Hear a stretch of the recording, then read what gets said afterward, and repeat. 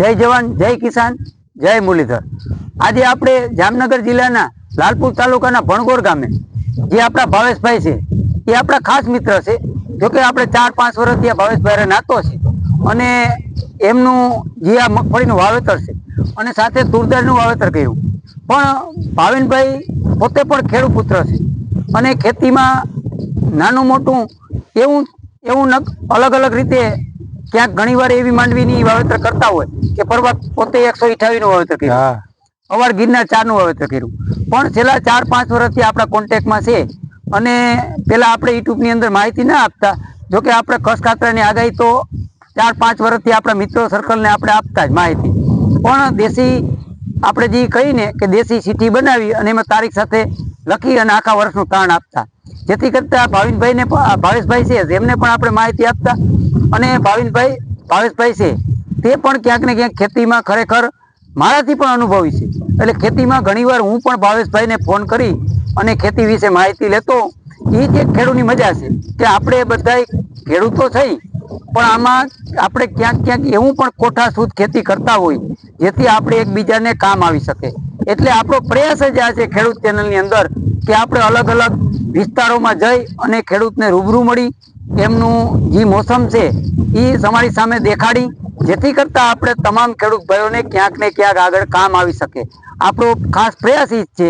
એટલે આપણા ખેડૂત ચેનલની અંદર તમે કાયમી જોડાતા રહેશો, જેથી આવનાર સમયની અંદર આથી સાચી માહિતી અને સચોટ તારણ નજીક વરસાદની માહિતી તો મળશે પણ નવી માંડવીનું અને આવી રીતે વાવેતર, જો આ તમે તુવેરનું વાવેતર કરેલું છે, વચ્ચે ગિરનારની 4 હારું કરેલું છે, તો એક આપણે કહીને કે એક સમયની અંદર જે આપણે 4 મહિનાનું મોસમનો જે પાક છે એની અંદર 2 ઉત્પાદન લેવાનો પ્રયાસ છે।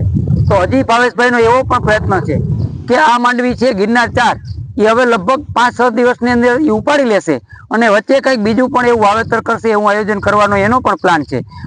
માંડવીનું ઉત્પાદન મળશે, તુરદારનું ઉત્પાદન મળશે અને સાથે પાછું શિયાળુ પિત્ત પણ થશે।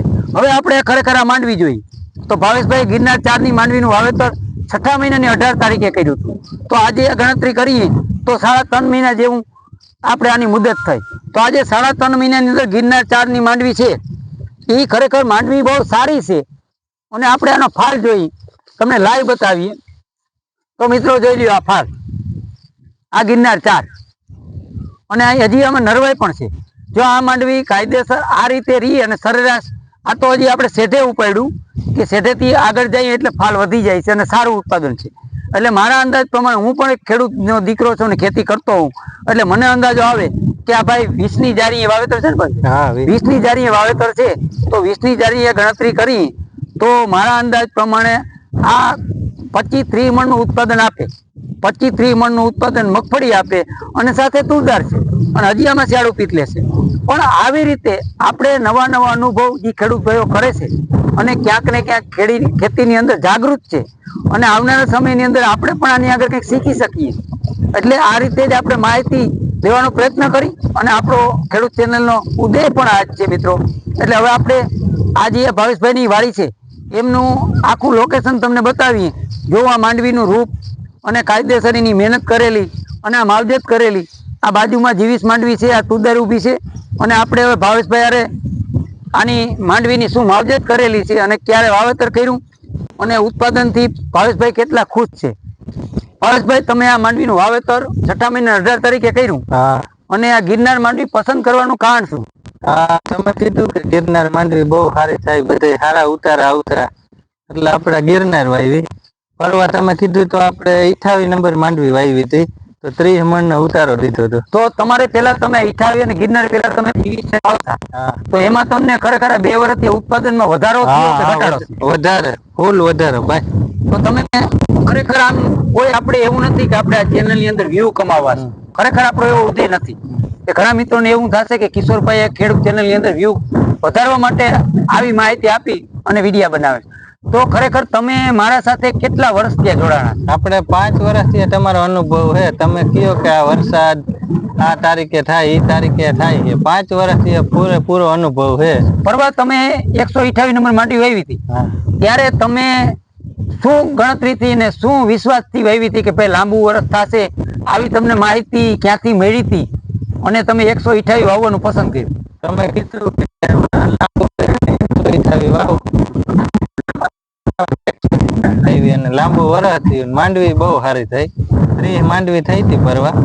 અને અવારે તમે કીધું કે આ ગિરનાર માંડવી વાવો લાંબુ વરસ છે, એટલે આપણે આ તમારા ભરોસે કર્યું બધું. બરોબર. હવે આ છે ભાવેશભાઈ, ખરેખર મારા આગળ આમ તો 5 વર્ષ ત્યાં જોડાઈ ગયેલા છે, કે આપણું એક મિત્ર સર્કલ બની ગયું છે.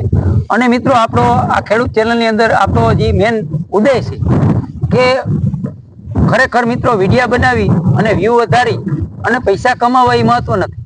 મહત્વ મારા માટે એ છે મિત્રો કે અલગ અલગ સેન્ટરોમાં આપણા તમામ ખેડૂત ભાઈઓ છે એમની સાથે જોડાઈ અને આપણે ક્યાંક ને ક્યાંક એક ઓળખાણ બને અને નાતો બને અને જે આપણા ઓલ ગુજરાત સૌરાષ્ટ્ર ખેડૂત ભાઈઓનો પ્રેમ મળે. બસ આ ભાવનાથી આપણે જે ખેડૂત ચેનલ ખોલ્યું છે અને તમને વારંવાર માહિતી આપીએ અને અલગ અલગ વિસ્તારો જઈ અને આપણે ખેડૂતની મુલાકાત લઈ અને ખરેખર સત્યની નજીક શું છે તેમના મુખેથી આપણે સંભળાવી અને તમને ક્યાંક ને ક્યાંક થોડો ઘણો એવો પ્રયત્ન કરી કે ક્યાંક અમુક ખેડૂતોને કંઈક પણ સારું લાગે અને આવનારા સમયની અંદર કે માની લ્યો કે 2024 ગયું, 2025 ગયું, એમ આવતું વર્ષ 2026 નું પણ વર્ષ તો થવાનું જ છે. કેટલું લાંબુ, કેટલું ટૂંકું, કેટલું સત્યની નજીક છે, એટલે તમને ક્યાંક માર્ગદર્શન મળતું રહે આપણો હેતુ અને પ્રયત્ન એ છે મિત્રો. એટલે આવનાર સમયની અંદર કેવડું વર્ષ લાંબુ છે, ટૂંકું થશે, કેટલા વરસાદ થશે, એની માહિતી આપણા ચેનલની અંદર હું આપવાનો પ્રયત્ન કરી, જેથી કરતા આપણા તમામ ખેડૂત ભાઈઓને ફાયદો થાય. આજે આપણા વિડીયો બનાવવાનો ખરેખર મકસદ એ હતો કે આપણે ભાવેશભાઈને રૂબરૂ મળ્યા અને ભાવેશભાઈના મોઢેથી આપણે સાંભળેલું કે ભાઈ લાંબુ વર્ષ અને ટૂંકું વર્ષમાં ખેડૂતને ફાયદો મોટો થાય. કેટલું તમને ભગવાન દેશે એ કોઈ પણ નક્કી નથી કરી શકતા. વરસ આરે જે લેણા દેવી અને માગણી હોય એ આપણે મૂઠ મૂકીએ ત્યારે જ ઈશ્વરે નક્કી કરેલું હોય કે ભાઈ આપણે આ ખેડૂતને એટલું દેવું, એટલું જ મળે.